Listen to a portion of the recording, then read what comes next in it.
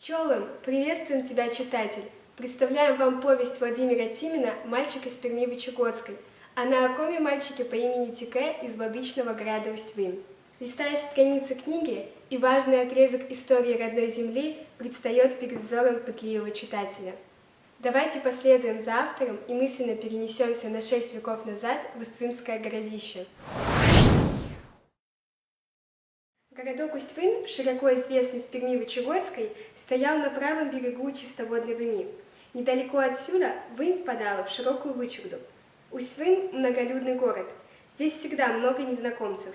Встречались даже смуглолицые люди из южных краев. Но больше всего было пришлых с русских земель. Приходили они в здешний монастырь. Русскому богу здесь начали молиться 100 лет назад, когда Стефан обратил коми народ в Христову веру. Высокие городские холмы, увенчанные церквями, виднеются издалека. У каждой церкви свое имя. Самая высокая – Благовестие, Благовещение. Ее построили по приказу Стефана. Вокруг города и отдельно вокруг церквей стояли остроконечные изгороди, защита от врагов. Защищал город и ров, наполненный водой. Дома городских жителей гнездились на склонах холмов. Река Вым у всех перед глазами. Окна домов смотрели на нее. За спиной города лес, густой, высокий, до небес. Коми называли его Пармой. Бревна для строительства домов люди брали отсюда. Брали заботливо, зря деревьев не рубили.